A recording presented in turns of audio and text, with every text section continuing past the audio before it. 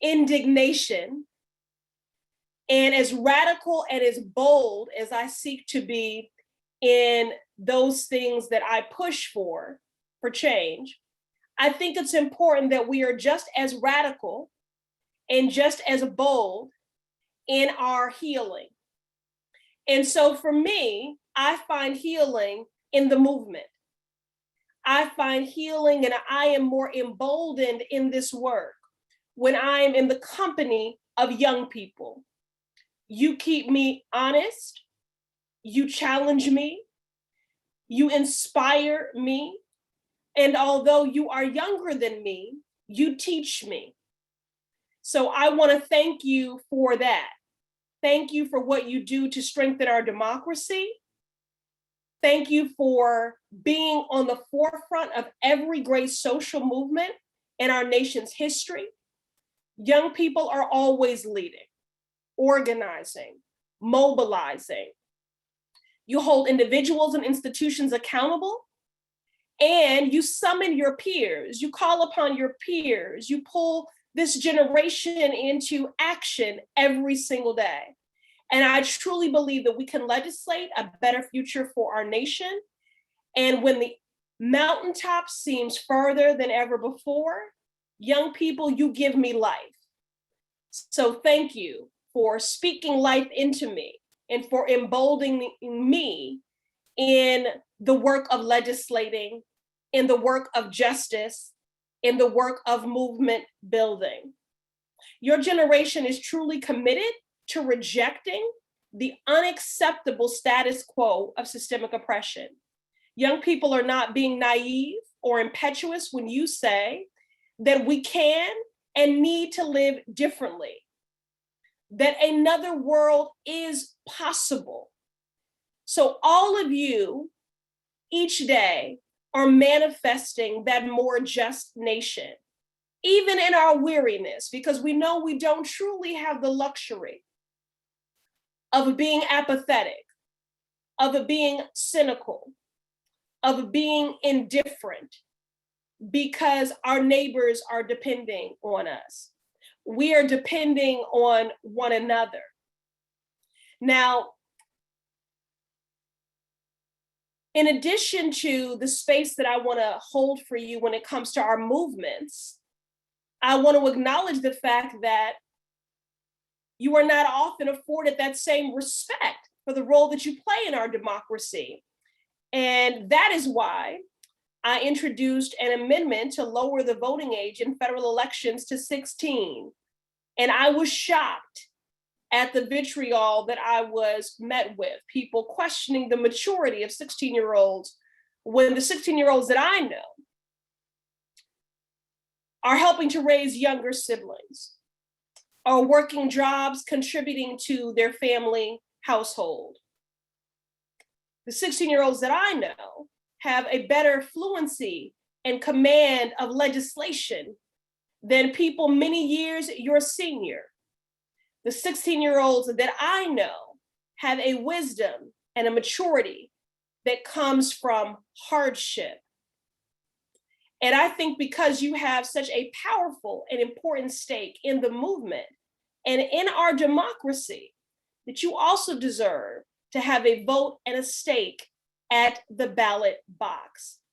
Now, I know we're not here to talk about voting rights.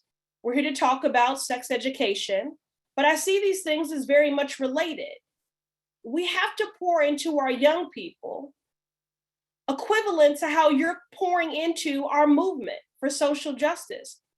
And that means that you deserve an education that values your body, that recognizes your bodily autonomy, one that empowers you with accurate information to make the best decisions for yourselves. We can't say we truly value our children's education if we don't provide comprehensive sex education in our schools. The sexual health and wellness of our young people is subject matter which some may consider controversial. I'm not one of those people. I think the controversial thing is to do nothing. Sex education is a journey. And if we make the decision to delay, to hinder, or outright erase the opportunity for our young people to begin that journey with support, and accurate information, we are just making sex less safe. It's critical that we empower our young people with knowledge about healthy relationships, about sexuality, about consensual sex. Comprehensive sex education curriculum is not about teaching young people how to have sex. Our young people already know how to do that. That may be an uncomfortable reality, even a contentious reality for some, but it is what it is, reality. And a response to that reality based on wishing our young people would wait to have sex and doing nothing else is no response at all. And it causes deep harm. Too many states and school districts across the country continue to support policies that put up barriers to get critical information that our young people need about their health.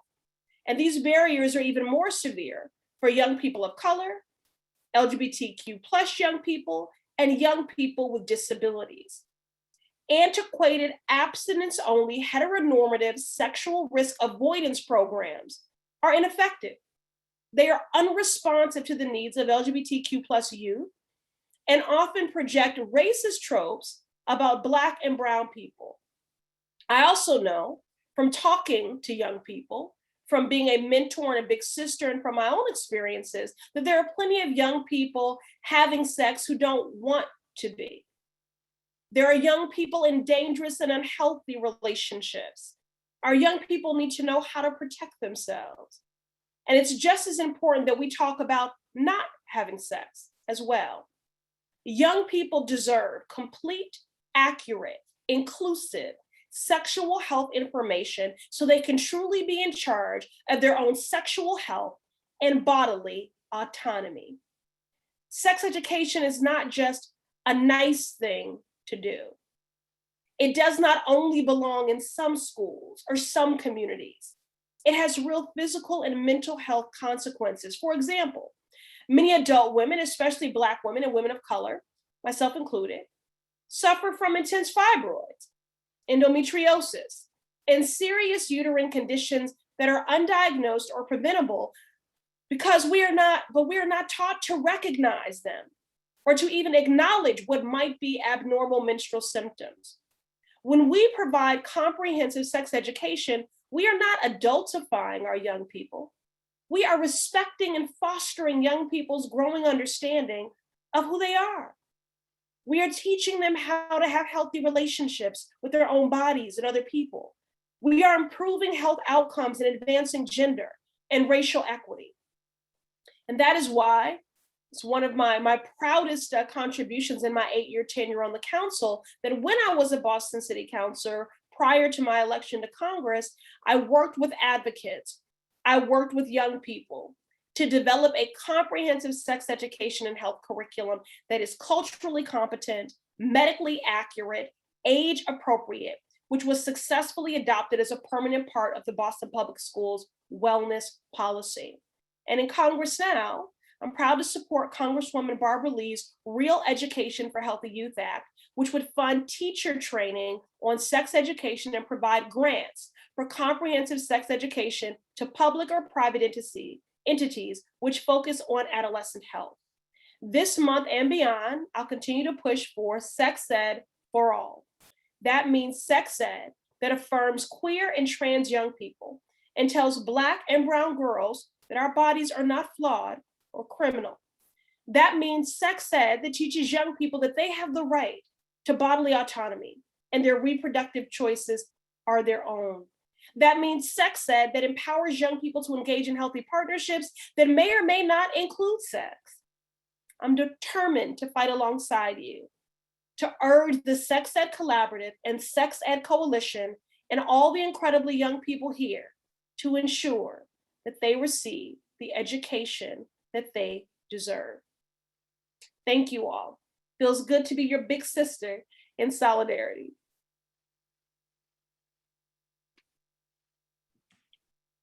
Oh my God, thank you so much, Congresswoman Presley. I'm sure I speak on all members of the Sex Ed Collaborative and the Sex Ed Coalition, just thanking you once again for your righteous rage and your continued work for social and reproductive justice. It is a pleasure having you. All right. Kiki, if you could go to the next slide, please. All right, let's get into our moderator and our panel so I can turn it over to them. First, we have today's moderator, Gregory Sindana. Dancer, strategist, and entrepreneur, Gregory Sindana is president and co-founder of Can't Stop, Won't Stop Consulting. He was the first openly gay and youngest ever executive director of the Asian Pacific American Labor Alliance and Institute for Asian Pacific American Leadership and Advancement. Gregory was also co-chair of the National Council of Asian Pacific Americans, co-founder of the Diversity Initiative, Inclusive, and serves on the board of directors of United We Dream as treasurer and 18 Million Rising as chair. Now let's get into our panelists. All right, next slide. All right, I'm so excited to introduce our panelists. I'm gonna start with Courtney Rourke, who is a really good friend and colleague of mine. Courtney is originally from Southeastern Kentucky and calls Central Appalachia home. They just graduated from the University of Washington's Community-Oriented Public Health Practice program for a Master of Public Health with special interest in community-based participatory research methods, sexual and reproductive health, policy, and community organizing. Most recently, they worked with the Northwest Abortion Access Fund on a project to provide recommendations on policy and procedural changes to provide gender-affirming support to clients who identify as transgender, non-binary, and or gender non-conforming. Next up, we have Devin Goldstein. He, him, is a deaf disabled trans man. He is the Disability Access Coordinator and Disability Pride Youth Advisory Council Facilitator at MOASH, which stands for Michigan Organization on Adolescent Sexual Health. A former YAC member, sorry, y'all. A former YAC member, Devin brings, sorry, y'all, lost my, okay. Brings a youth voice to MOASH's staff. Leading using both personal and professional experiences, he is working to standardize approaches to accessibility and inclusion throughout MOASH and sex education for youth in Michigan. A student also at Gallaudet University, Devin studies the epistemiology of intersectionality, gender, sexuality, and disability. This gives him the educational background to empower disabled Michigan youth to learn about and advocate for sexual health services and education for the disabled community. Devin is a fierce advocate for youth and has volunteered in a mentor capacity, working with hundreds of LGBTQ+ and disabled youth since high school years. Devin is so excited to take this next step in creating accessible and disability-focused sex education with MOASH. And if you want to contact Devin, you can contact Devin at devin.goldstein@moash.org. Next, we have Jada Grissom. Jada is a graduating senior at the College of New Jersey who has worked passionately on repro issues for the past 4 years. A current member of Advocates for Youth, Young Women of Color Leadership Collective, she looks forward to continuing to work towards a world where sex education and access to healthcare are a reality for all. Next, we have Ari Villanueva. Ari, they, them, theirs is a recent graduate at the University of Alabama at Birmingham, Roll Tide, and a Master's of Public Health candidate at Emory University, who has worked in reproductive justice spaces throughout college. Their involvement at UAB included being the president of Planned Parenthood Generation Action and the vice president for Unite for Reproductive and Gender Equity, or URGE. They currently work as a co-organizer for Advocates for Youth, Alabama Youth Activist Alliance, and a healthcare research assistant at the Center of Health Organization Transformation. And last but not least, we have Gianna Diodario, who is finishing up undergraduate education by earning a BS in behavior analysis and a minor in theories and politics of sexuality from the University of Florida. Throughout Gianna's time in Gainesville and UF, Gianna has been a part of Planned Parenthood Generation Action, which is the on-campus affiliate of Planned Parenthood, an experience which introduced Gianna to powerful activist community and so many opportunities to learn about and discuss important topics, including sex education. All right, and so it is my esteemed pleasure and honor to turn it over to Gregory and our panel as they get started with our youth town hall. Awesome. Thank you so much, Monica, for that kind introduction, and to SECUS and the Sex Ed Collaborative for the invite to join you all today. Again, my name is Gregory Sindana. Most folks call me Greg, and my pronouns are he, him, his, or siya, which is a gender neutral and non-binary pronoun in Tagalog, which is one of the languages of the Philippines.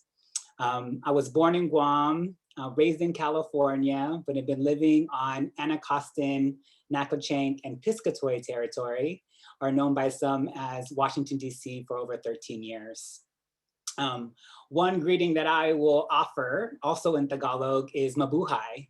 But as a gay and queer Filipino and someone who likes to mix things up, I like to say I threw a rainbow glitter bomb on it and now say mabuhay.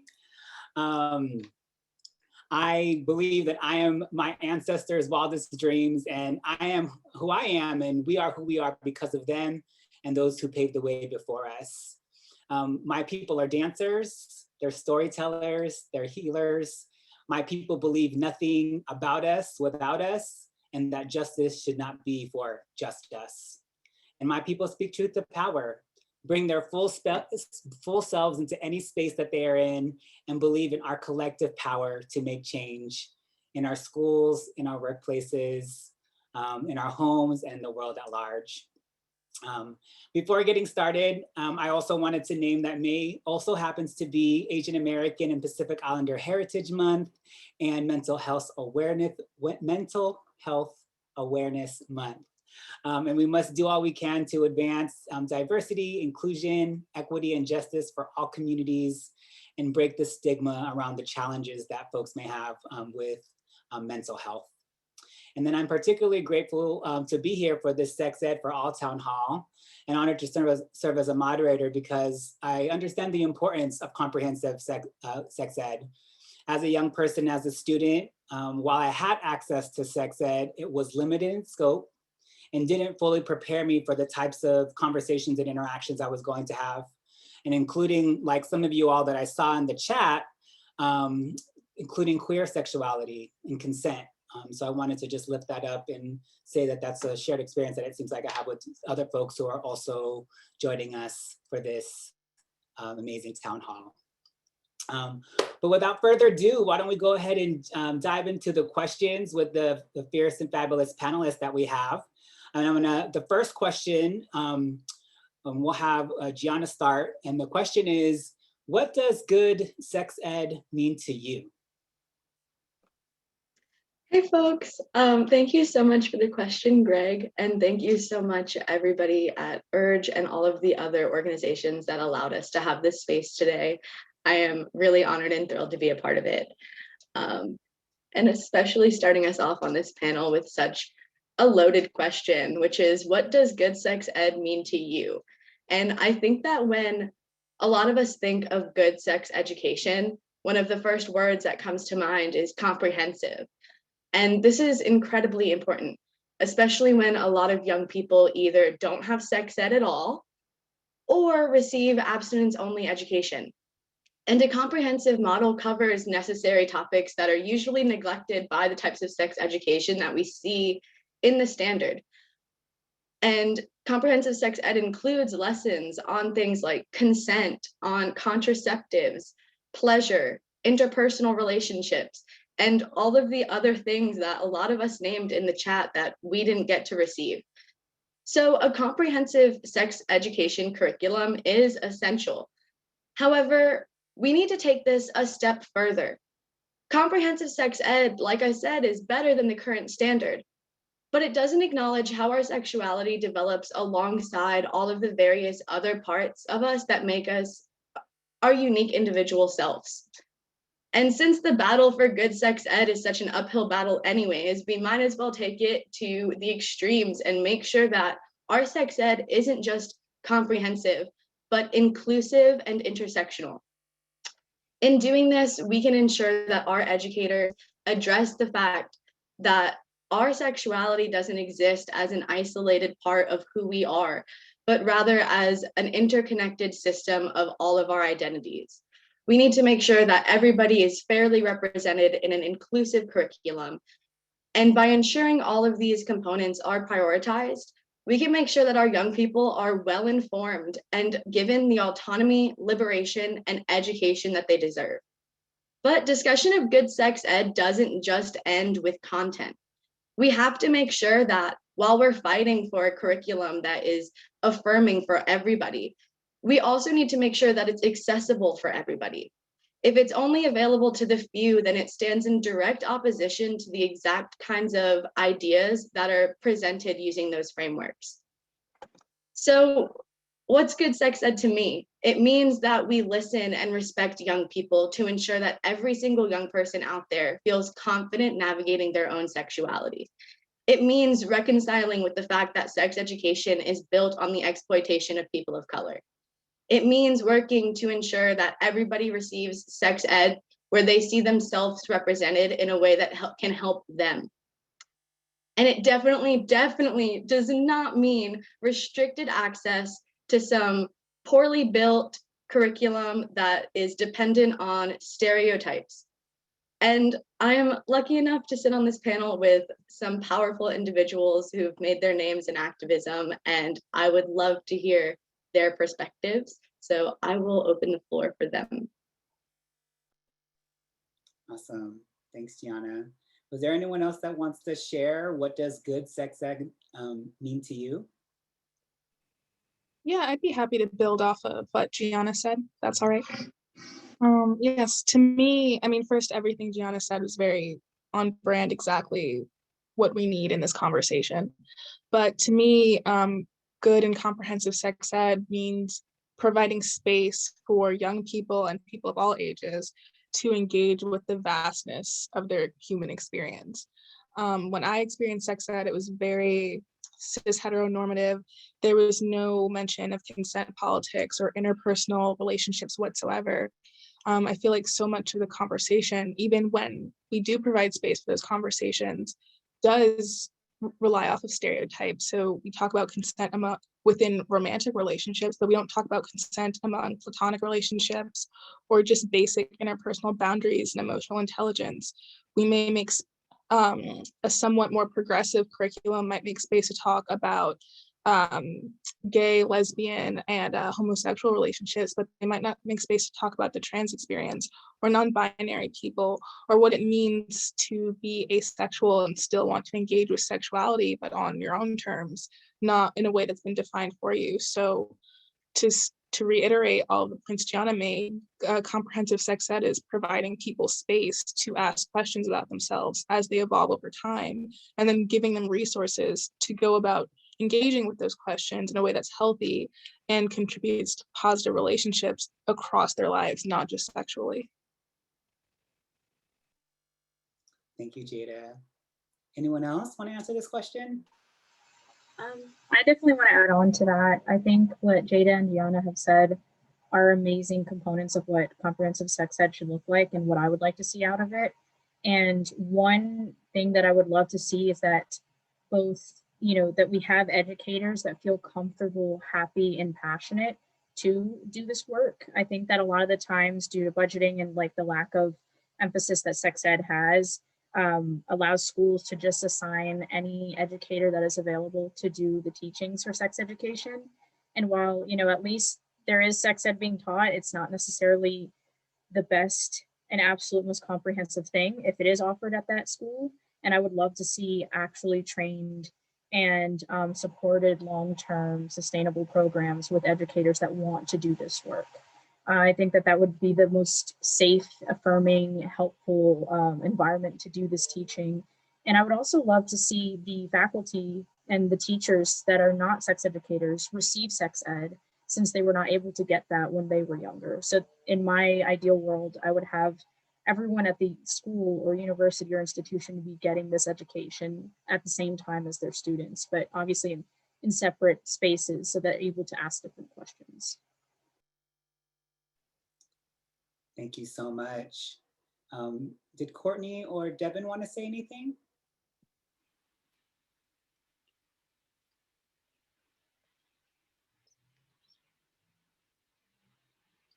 I think it's very critical that we provide comprehensive sex education, and that we make that available and accessible, because there's a lot of people that have no idea, or don't have the accessibility to learn these types of things. And so accessibility is extremely critical. I think the first step is to make it available so that everyone can access it in schools, regardless of ages, even starting in elementary school, to start learning about how to take care of their body, how to be independent, so that they can progress from there, so they don't feel like, oh, I can't talk about these things, or there's things that I can't do, but to get into the habit, so that they'll be able to engage in those conversations going forward.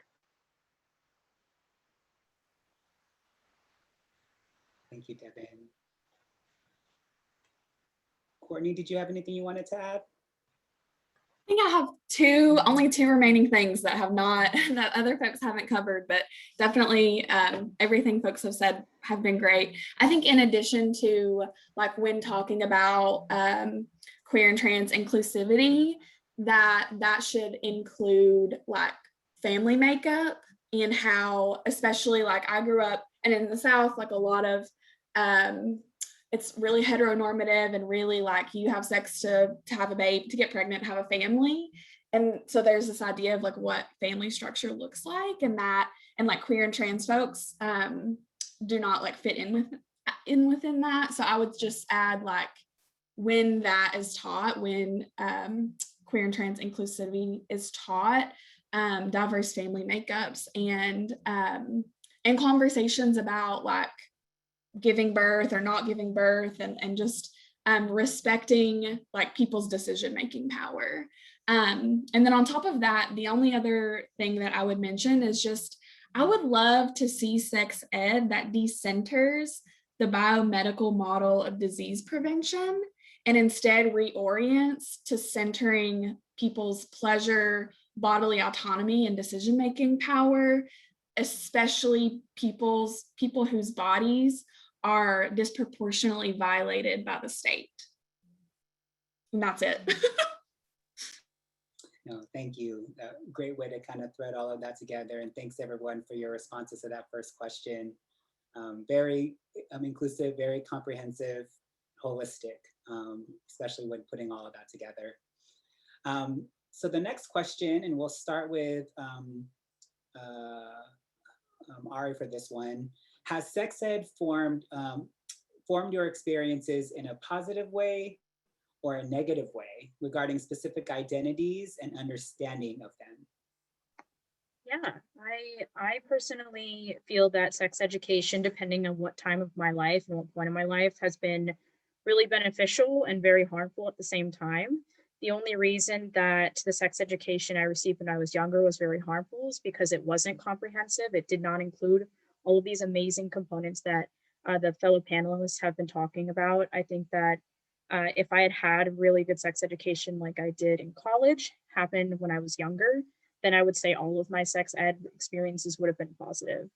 When I was in middle school and high school, we did not talk about healthy relationships. We did talk about how to put a condom on, which apparently, according to my peers in the Southeast, was pretty revolutionary compared to their sex education, if they even got any, which was really disappointing to hear. Anything related to puberty was separated by, I would say, sex, not gender, because they did not differentiate the two at all. So it was anyone they perceived as, who were perceived as girls and perceived as boys, regardless of what their gender identity and expressions were.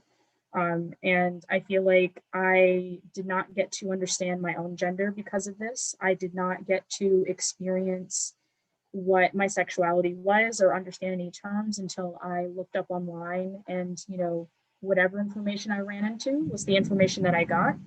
I don't know if you can hear that it's storming, but yeah. But I think that once I got to college, I was able to be exposed to sex educators, be able to have conversations with people my age and learn more and actually understand what I was looking online more. And with that, I was able to understand coercion, which is something that in unhealthy relationships and interactions is when someone pressures you to do something or manipulates you to do something you don't want to do. I realized that that had happened a lot in my previous relationships, but the only reason I realized that is because I got sex ed in college that was actually talking about healthy relationships and consent. And I really, really wish I would have had that when I was younger. I think that, you know, things would have been a lot different and a lot healthier for me. So I think that, again, depending on what part of my life, it was bad and good, and it continues to be good. I have so much access and connections to sex educators, to therapists, to counselors now as an adult. And as a queer person, I am in now queer spaces at a firm, having a queer relationship or being, you know, non-binary as myself. I think that that was something I'm so happy and thankful for that I got and received out of sex ed while I was older. Thank you. Anyone else want to respond to this question? So as I mentioned a little bit before, yeah, the sex ed that I received as a young person was in 8th grade. I was given a conversation about how you don't want to, it was really just a slut shamey conversation about you're getting ready to go to high school, everybody's going to be having sex, but you shouldn't be having sex. And that conversation was really oriented toward pregnancy prevention and was targeted. I identify as non-binary, but was sort of put in a room with all girls. I was socialized as a girl as a kid. And so our talk was, you do not have sex because you don't want to get pregnant before you're married, because we were in a really religious small town. And I don't think at the time I realized that that was like a disservice to me, until, like Ari said, like I was older, a young adult. And I think the first sex ed that I received that was actually sex positive, I was 21 years old. And now I'm a sex educator in my community. So a lot has happened in between that time period. But yeah, I didn't receive sex education that was sex positive until I was 21. And I was already out to myself as a lesbian, had already gone through a lot in terms of like figuring out who I was, figuring out that like everything that I had ever been taught about who I'm supposed to be was not who I was. And so like sorting that was a lot. I'll say now, to sort of reiterate what Ari mentioned, now as an adult where I have access and am now able to be a leader in my community for other queer and trans adults in the South who did not receive sex education that was for us, or that was, yeah, beneficial for us. We spend so much of our time interrogating and undoing the things that we were taught and that we were socialized to think about ourselves and to think about the kind of sex we should be having and the kind of relationships that we should be having. And it's a lot of undoing as an adult. So yeah, that's my piece. Thank you, Courtney. And maybe we'll give it a pause. I think the ASL interpreters are going to switch.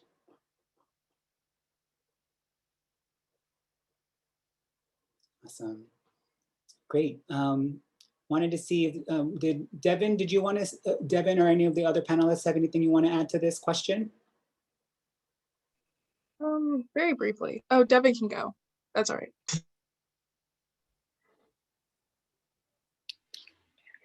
Yeah, talking about legal rights and education, and a lot of that in Michigan is going on right now as well. A lot of stuff happening in schools with teachers and abstinence only teachers, only here in Michigan. And I'm really fortunate that I had access to organizations to help with my sex education.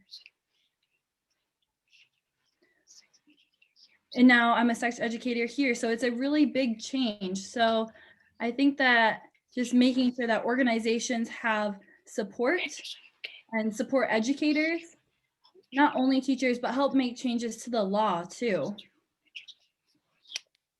to educate those people in schools at our teachers, so we can educate those children. And there's a youth advisory council, and I led one. It was a disability one. And it's just so important to teach children how to teach friends at school or in class, to join different activities. And it's just incredibly important to empower children to learn for themselves. And it's just the right, like body positivity. And we don't need to look only at schools, but other resources as well. And that's, exactly what our youth need. Thank you, Devin. Why don't we go to Jada next?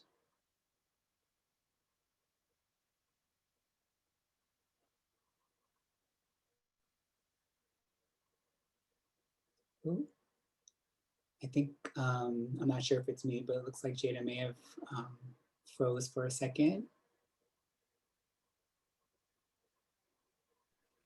Okay, I did freeze. Can everyone? I can see you now. Okay. I hope you can hear me. I'm sorry. But I may have missed the end of what Devin said, so I'm sorry if I'm repetitive. But just to echo my peers, my experience was very similar. I had a very mixed relationship with sexual education. The sexual education I got from organizations as an older person was incredible and affirming and did wonders for my relationship. But that happened once I got to college, as I was already 18. And I think if I'd gotten, just to echo a lot of what Ari said, I think if I'd gotten all of that better, more substantial, expansive education as a younger person, I think it would have given me the tools to be a better keeper of myself and be more respectful towards myself and my body, because there's so much you're not taught just in terms of, well, everything that's been echoed in this panel, but in terms of interpersonal relationships and self-respect and how to advocate for yourself in terms of boundaries. That's something that if you were lucky, you get it once you turn 18.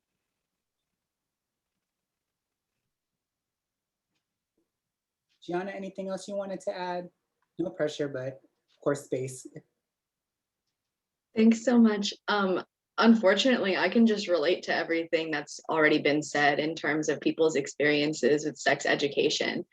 For me, my formal sex ed was literally 2 days worth of content coverage in my physical health portion of my gym class, my freshman year of high school. And the fact that that's still more than what a lot of other folks are able to receive is astounding and proof of all of the work that we need to do. To be completely honest, I hardly even remember what was covered in my sex ed class, but I do know that it was heteronormative and it only taught penile vaginal intercourse.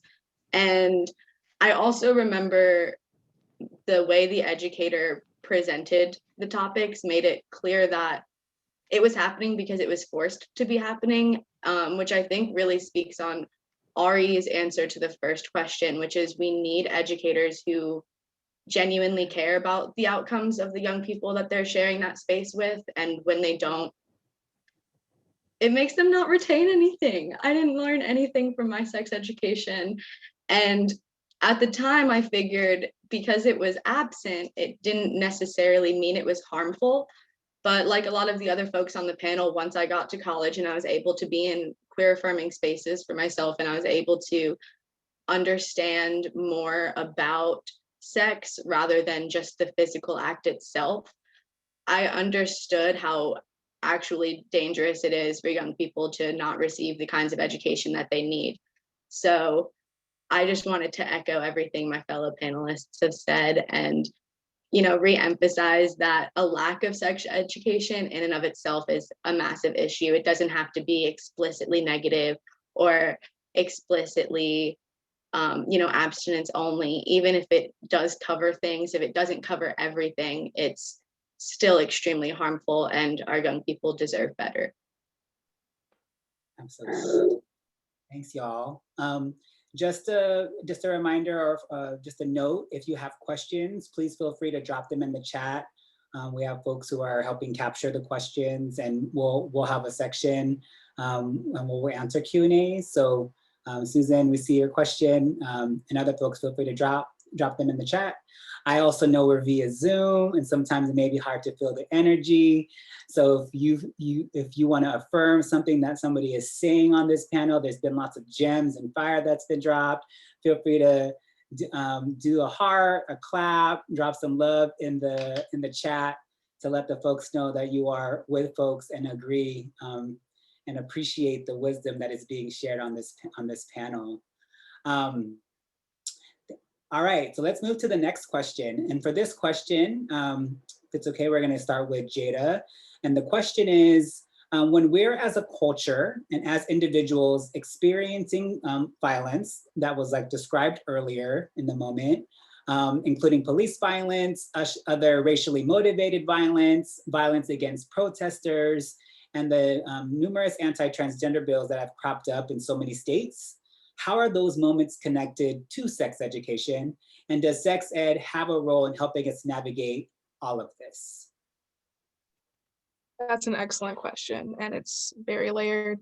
But I think the obvious answer, or sorry, the most direct answer is yes, because sexual education isn't just about the actual act of intercourse. It's really about being a keeper of yourself, a protector of yourself, and how to be in community with others. That's what I think sexual education is really about. So when we're talking about violence, I mean, violence is at its core a violation of someone else's bodily and emotional boundaries and security as a person. So police brutality, statistically, the most common police brutality that I'm likely to experience as a Black woman, as a queer Black woman, is sexual violence. I'm not statistically likely to get shot. I'm statistically likely to be raped or assaulted in some way. So I think sexual education has a pivotal role to play in not just everything we've mentioned before, like talking about interpersonal boundaries and how to communicate and advocate for yourself, but also just how to talk about violence in community with others and how we prevent violence and just the ways in which it's enacted on a systemic level. So I think sex ed has a really big part to play in just talking about where violence comes from, which is really just violating people's boundaries because you think you're entitled to it because you have power. Thank you, Jada, for sharing that. Anyone else want to comment on this question? I do want to touch on the anti-trans bills that we've all been dealing with this spring.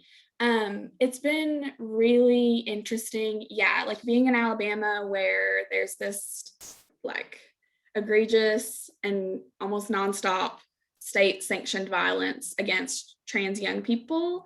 And we've also been working on the sex ed bill that just passed. And so it's been interesting. And throughout like the past several months while we've been fighting these anti-trans healthcare bills, we've also still been organizing our like little queer and trans sex ed group to talk to one another. And I think it's in addition to what Jada said, I think sex ed is an opportunity for us to learn how to take care of one another, especially like marginalized groups. So like the group that I organize is only queer and trans, it's a queer and trans autonomous space. There are not cishet people allowed into the space. And so it, like what I have learned is in the face of all of that, people are tired of talking about trans folks are tired of talking about transphobia and these transphobic bills. And we're just sick and like it's dysphoric and like all of these things. It's really difficult. And so to be able to come together in a sex ed space and do like healing justice work, like we don't want to talk about the anti-trans bills. We want to talk about like, what do you need from me? Like, do you need me to hold you? Do you need, what kind of community support do you need? And I think like sex education spaces, especially like run by people who are like disproportionately oppressed by the state, like it's a great opportunity to see how can we care for one another in the face of all this violence. And I also believe that like it gives us in Alabama, we're getting the unique and rare opportunity to like experience joy and pleasure and like articulate our desire, like given space to talk about what is our sexual desire when the state is telling us we don't exist and that we deserve to not exist. Like that's revolutionary and liberatory, and it's I think it's incredibly healing. Absolutely. Thanks for sharing, Courtney. And yes to more spaces for healing. Anyone else want to respond to this question? Yeah, I would love to respond with what Courtney said and what Jada said.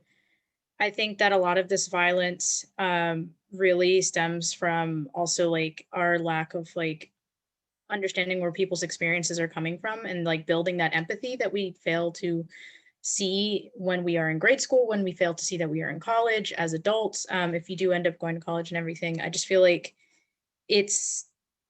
we don't have that empathy building space that I feel like sex education should include, and being able to understand, regardless if it has to do with actual like reproductive health, sex ed, just understanding different students and hosting a space that is that safe to talk about our bodies, our experiences, our relationships could help with understanding why attacking trans lives is just horrible. Like, I mean, it should be a no-brainer that removing rights from someone based off of their identities is a human rights issue, but it seems that people do not understand until either it is right next to them, they have someone close to them experiencing this, or they have learned from other people, or there's just that one experience that really lets it click in their head like, oh, this is a horrible thing. I need to help and stop letting this happen to other people and care about other people.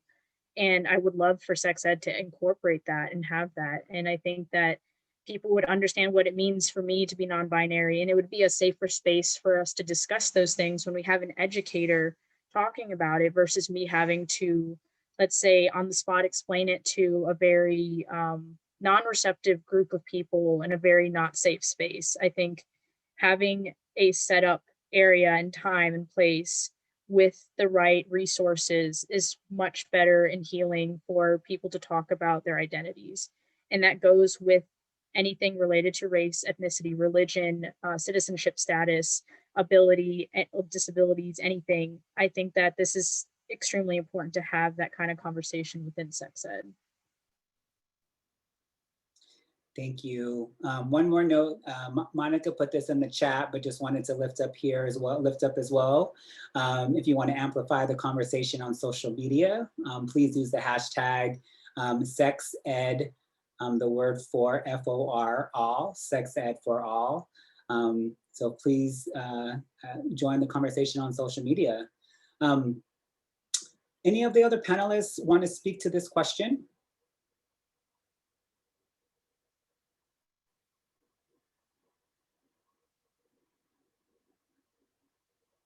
Devin, anything else you wanted to add?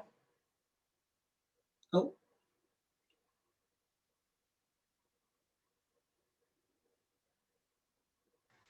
I think what everybody said on the panel has been awesome. I also think it's, just critical to be able to share information. Awesome. Great. Thank you. All right, why don't we move to our next question then? Our next question is, how can state and federal policy support better sex education? And for this one, we're gonna start with Courtney. Yeah, so as I mentioned a little bit a minute ago, I think at a minimum, we can chip away at bad in states where sex ed code and sex ed laws are really regressive and really directly harmful. At a minimum, we can work to chip away at that. And so the example in Alabama, for those who don't, I know some people know, some people don't know, we just passed a sex ed bill in Alabama, which is really worth celebrating. And what that bill does is It's not the perfect sex ed that we're talking about that we want in this session. We're dreaming big here, and I want us to get there in Alabama. This bill doesn't get us quite there, but what it does is, in the state sex ed code, there was a requirement to teach that, and trigger warning, this is blatant homophobia, to teach that homosexual activity is morally wrong, is a public health risk, which I have a public health degree, and that is not true, factually not true, and that it's actually a criminal offense. You can actually be arrested for engaging in homosexual activity, which is illegal. But that's what kids were to be taught in Alabama schools as of July 1st, 2021. That will no longer be required to be taught. And so that is a win. They're no longer, and it's like, I want us to dream bigger than that. Like, they're no longer teaching explicit homophobic lies, like, yay. And it also requires that sex ed be medically accurate. So I think in states where like the battle is hard, and I think Alabama is one of those states, we can chip away at their harmful and discriminatory sex ed code. I think, as everybody here has been reiterating over and over again, in an ideal world, everybody would have access to comprehensive identity affirming and identity acknowledging sex education at all ages. But yeah, that's, I think, at a minimum, in regressive states, let's like make it weaker. Yes, let's celebrate the victories though, and let those wins fuel the ongoing and the bold and radical visions that folks are fighting for to realize. Thank you, Courtney. Anyone else want to speak on this question? I would love to talk a little bit about Florida as well, which is, neighbors to Alabama and face the same kind of, regressive states that are in Alabama. But before I kind of start talking about Florida, I want to just take time to acknowledge and thank the work that even just the people on this panel have done in Alabama to make sure that queer students aren't oppressed in the way that they are in sex education spaces. The work that you guys have done is going to make an enormous difference in the lives of a lot of students. So go y'all, go organizers, go the state of Alabama for getting rid of such atrocious legislation. And when I first heard this question, I also immediately thought of all of the terrible policy that I've seen proposed in Florida or that dictate the standards in Florida. And I think, unfortunately, the fact that probably a lot of us thought about the poor legislation that exists in our spaces is really reflective of the fact that that's the unfortunate reality that we live in now. But, every legislative session, we do get closer to achieving, this bold and radical idea of what sex education can be and deserves to be. In fact, just this legislative session in Florida, Senate Bill 410 was initially sponsored by Senator Rodriguez with the hopes to shift Florida's sex education standard from an opt-out process to an opt-in process, which means that if it was passed in the way that it was initially proposed, students would have had to get a permission slip signed and returned from their parents in order for them to receive sex education at all. Whereas currently in the state of Florida, the standard is that students have to get that permission slip signed and returned if they do not want to receive sex education through their school board. So that bill, was a clear and obvious attack on access to sex education in our state. So we did some work as Generation Action and with the rest of Planned Parenthood and with another coalition of organizations aimed at fighting that bill initially. And through organizing, we were able to neutralize the bill actually, and we got amendments to the bill that switched the verbiage of it entirely. And instead, the bill did get passed, but it got passed without any language referring to the opt-in or opt-out process. And instead, it just requires that school boards post the sexual ed curriculum in a public manner, which just increases transparency and gives young people and organizations advocating for young people an opportunity to be more engaged and active in their sexual education. So I think policy like that too is really important to make sure that young people aren't just on the receiving end of sex education, but that they can have a more direct and active role in shaping what it needs to be for them, so that they can have affirming spaces and affirming experiences to make sure that they're enabled and empowered to navigate their sexuality in whatever way that means to them, and that they can be a part of a community that really looks out for one another and makes sure that the curriculum that they're receiving is something that's going to be beneficial to everybody. So I think, while the standard that we're seeing now makes it abundantly clear that we have a long way to go, I think we're getting there. And it's really inspiring to be a part of the spaces that are trying to accomplish that. So hopefully we can get to the point where the policy that we're seeing is supportive and amazing. But in the meantime, like Courtney said, we've just got to make sure that we're chipping away at that terrible policy that finds itself in legislation currently. So thanks to Courtney for explaining the win in Alabama. Thank you. You are giving me so much inspiration. Oh, why don't we go to? I wanted to say something too about policy, specifically at the state government level. At the state government level, I think there are a lot of folks who do not include sex education with regard to IEPs and special education, and that a lot of times students in special education do not receive sexual education at all. And at the same time, teachers may not think, oh, I can't make the appropriate accommodations for this.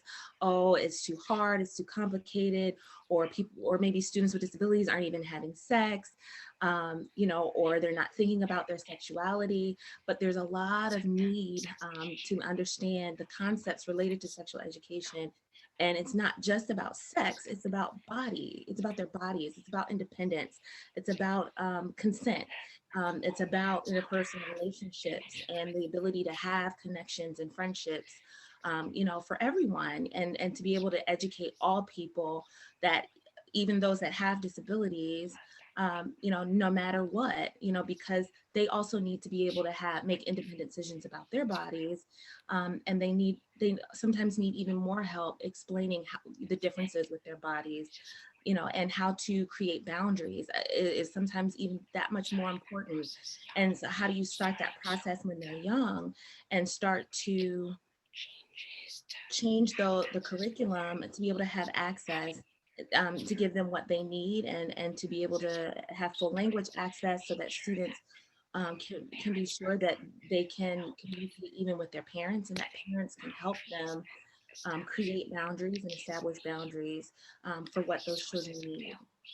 And then there's having resources available. It's so important with regard to what the ADA allows and does not allow, and to have general access to education. And so there's no reason why sex education should not be part of that as well. So the laws need to be able to change to be inclusive of students with disabilities, to have access to sexual education, so that they can be educated about their independence as well, and make sure that the percentage of children with disabilities,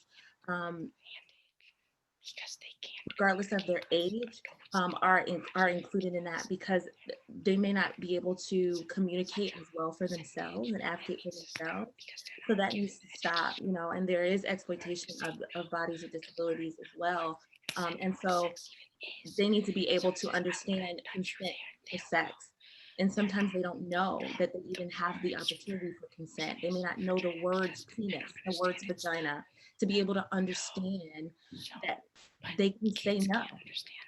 Sometimes the kids can't understand or be able to communicate those basic principles, and have this, because they don't have the same access to education in general, as well as the language, and have the opportunity to learn, because of the roles that state government policies they create play. They need to have more exposure to that, because the percentage of children with disabilities that are hurt by that is remarkably high. So they need to be able to have equal access to education and sex education as well. Wow, thank you so much. Super inspiring and powerful. Wow, thank you for sharing and being vulnerable and providing such an important analysis on how we continue to increase access in all the ways. All right, I'm going to move us to our last kind of planned question, and then we will open it up to the questions from the audience, if that's okay with folks. And the last question is, and we'll start with you, Devin. How can sex educators work toward becoming culturally inclusive?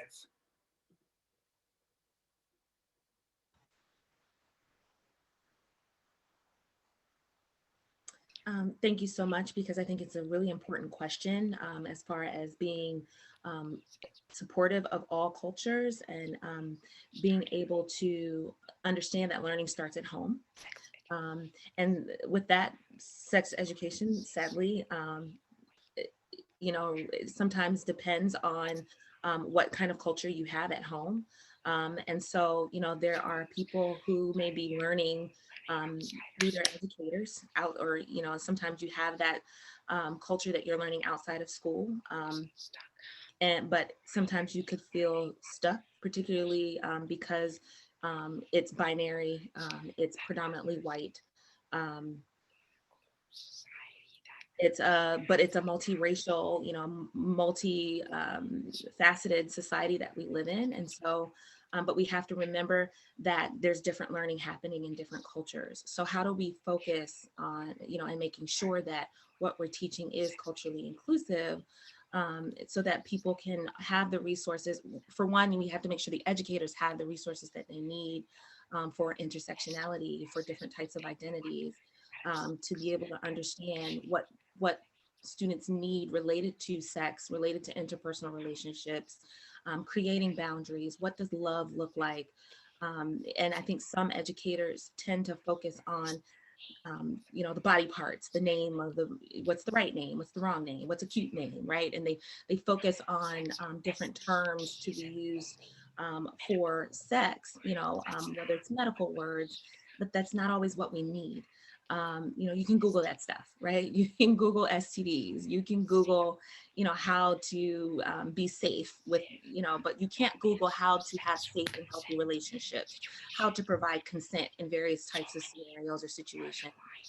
And then in marginalized communities, there's even larger risk of not learning things as they grow up at home, and having the resources they need to be able to identify what that looks like based on their culture, to include LGBTQ communities, individuals with disabilities, Black and Brown, Asian communities, and what different cultures need, depending on how they learn and how they're able to become culturally responsive individuals as they're having sex, as they're developing interpersonal relationships, and the choice, making the decisions for themselves and learning from their experiences, and instead of it, and not learning it from such a very narrow perspective. Thank you. Anyone else? I'll pause for a moment. It looks like they're going to switch interpreters. Awesome. Is there anyone else that wanted to speak to this question? I can go. I loved everything that Devin said. He touched on so many important things that I feel like if we had sex educators as a designated role separate from other educators in schools and entities, and that we had them, dedicated to this point of every single school had someone like this and was getting the training represented outside of the school district, or maybe the school district creates something that is just sex educator based, then we can include all of these trainings for cultural competency that are going to be regularly and actively happening as the educators are preparing for their curriculum and their classwork. I think that if we do have that and have that dedicated space and person to do this work, then they can focus on just doing the best that they can to educate students and understanding who their students are, where they're coming from, what are their needs. And I would really, really hope to see that sometime in the future. So, yeah. Thanks. Anyone else want to speak to this question?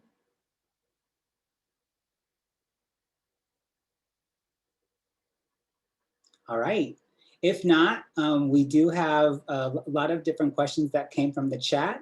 So if it's okay, we'll go ahead and go to the questions from the audience. Sounds good. Why don't we go to our first question? The first question comes to us from Susan. And the question is, for those of you from the South, how do you overcome the legal barriers to sex education outside of the schools?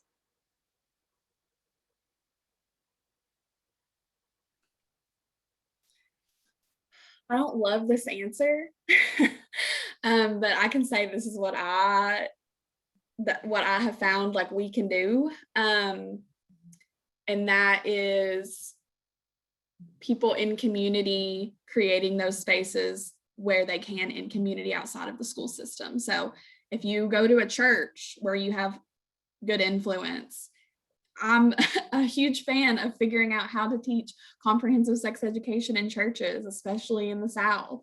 That is LGBTQ inclusive and all that stuff. I think what I have found is do it in community where you can. The reason I don't like that answer is it requires access to knowledge and access to resources and access to power to even be able to build that within community.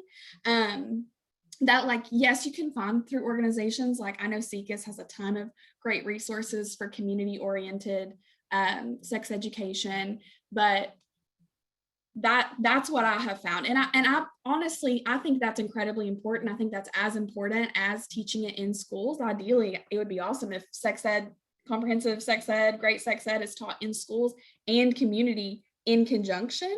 I think maybe that would be like my pie in the sky, that it wouldn't be just taught at school even.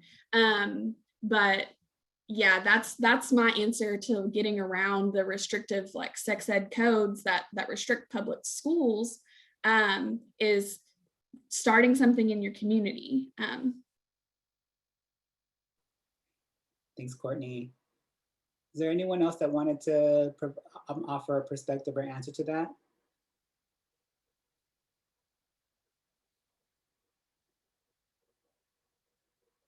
Okay, sounds good. So why don't we go to the next question?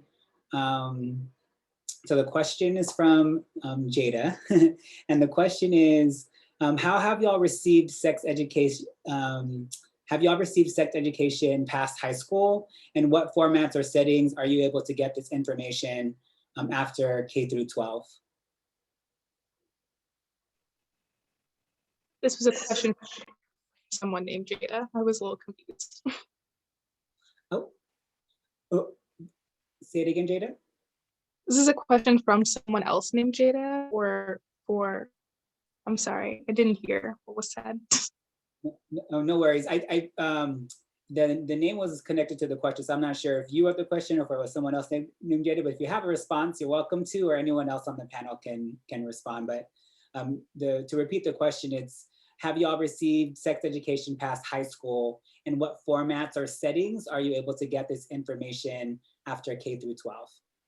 Yeah, if you go to college, I want to acknowledge that not everyone goes to higher ed, but if you do go to a higher ed environment, then there's usually, there can be all sorts of hubs. So some campuses have an anti-violence initiative that's usually funded through the school, and they talk about power-based violence and consent and all that and that kind of thing.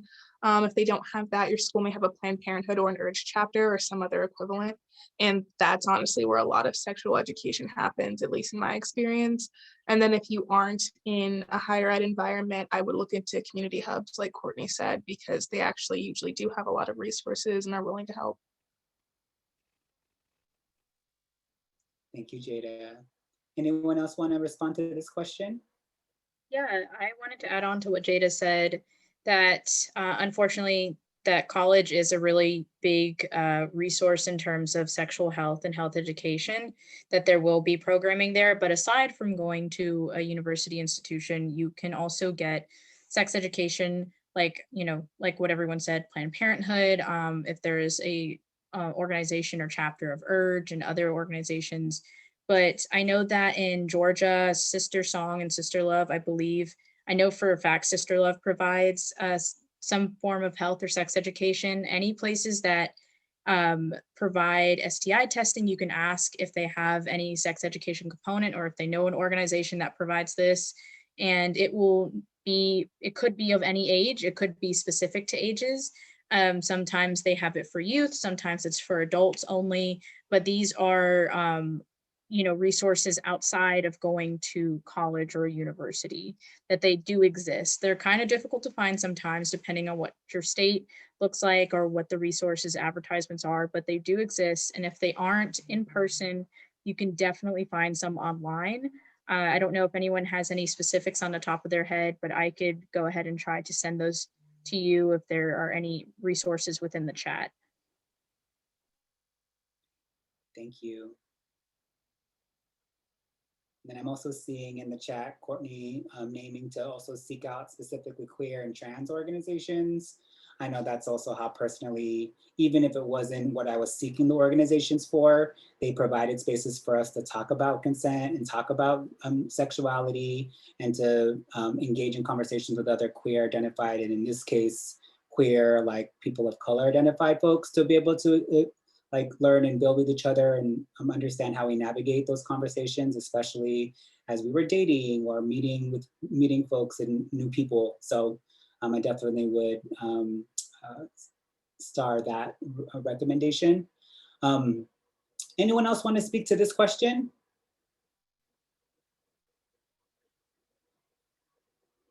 Okay, all right. So the next question is from Amir. And the question is, how do you see the relationship between the overrepresentation of LGBTQ and youth of color in juvenile detention or foster care, but then the primary focus of comprehensive sex ed advocacy usually as one addressing sexual health literacy as something provided in a classroom?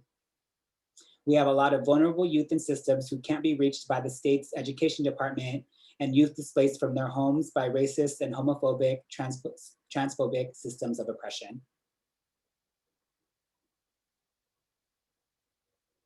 Anyone want to answer this question?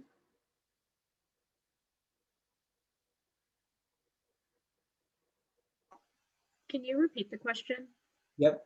So the question again is, how do you see the relationship between the overrepresentation of LGBTQ and youth of color in juvenile detention or foster care, but then the primary focus of comprehensive sex ed advocacy usually as one addressing sexual health literacy as something provided in a classroom?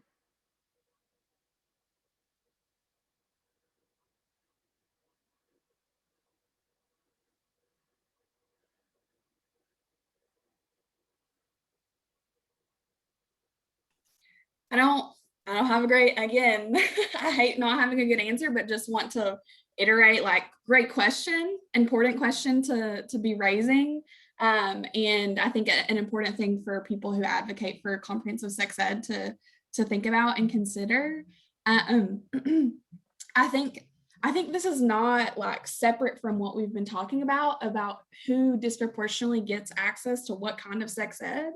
And something that I don't think we mentioned is how like funding allocation to schools makes a difference on what kind of sex ed people get, and how disproportionately predominantly non-white school districts receive like a really significant amount less funding than predominantly white school districts, for example, and that affects the sex education that's happening in those schools. So just want to like, I think that's connected. I think what that question that you're asking is connected to like the way that funding and resources is allocated to young people based on their race, gender, income and those things, and whether they're in the criminal justice system or experiencing homelessness. But I don't have a good answer other than that's something that we should think about and consider as we push for comprehensive sex education. Definitely. I think one offering that I could provide to this question is, I think that this is also one way for me anyways to think about how to connect this, comprehensive sex education to abolition. Because abolition for me anyways is a vision, it's a process, it's also a way of being. Way of being in relationship with folks, way of being accountable, way of addressing conflict or harm in ways that allow to center folks who are impacted by harm, but also allow for the humanization of the person who caused harm. And I think that is sometimes a tension or a challenge when it comes to abolition and transformative justice. But even more to kind of complicate the conversation around like, how do we help people understand that these are different ways in which systems kind of impact folks, which has a disproportionate impact on LGBT folks, on folks of color, and then folks, of course, living at the intersections of those identities. So I know that that's kind of more nuanced, but that came up for me as Courtney was sharing and as I was reflecting on the question as well. Any other thoughts on this question?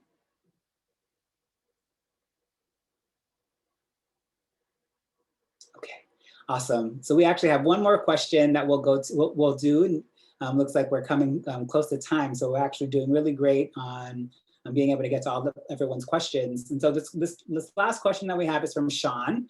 And Sean is asking, are there any resources or organizations to utilize when developing sex education curriculum for racial minorities?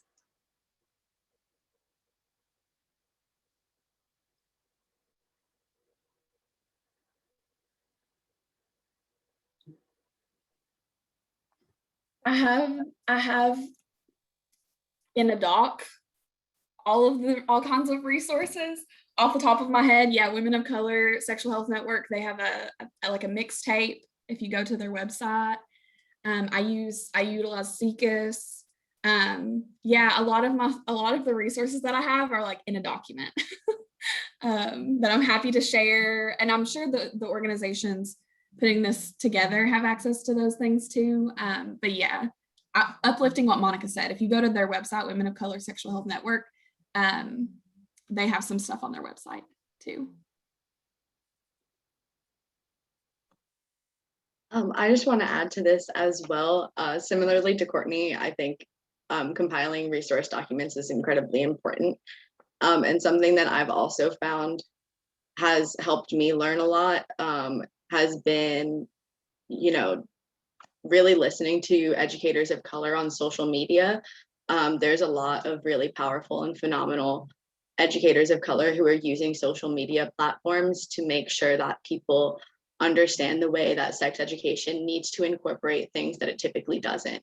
One of those being how it needs to decenter, whitewashed versions of sexuality. So I would, look to organizations, but also look to individuals on social media as well. At least for me, it was a little bit more tangible, and it was a way that I could commit to learning in a very tangible and everyday sense while I'm scrolling through social media, as we all maybe do. Awesome. And just the one quick note that I will just share on this question too, just the use of the word minority. I know some folks in other spaces kind of try to use other language other than minority, especially if you're speaking about people of color. Historically, the term minority comes from a mathematical term, meaning like smaller than a part or whatnot. And so a recommendation or offering would to use people first terminology, so people of color. If you're talking about particular communities, to name those communities. If you're talking about Black folks, name Black people, Asian people, etc. So just wanted to use that as a moment of education as well. All right, well, it looks like we're closing out on time. I see folks are dropping resources in the chat, so please, please capture as many as possible in the chat as well. Do we have any closing words from any of the panelists before we finish up?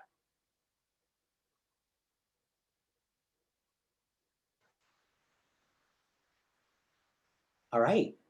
Seeing no closing words, I will just say thank you, or salama in my language of Tagalog, for joining and taking time to be with us today. Thank you particularly to all the panelists.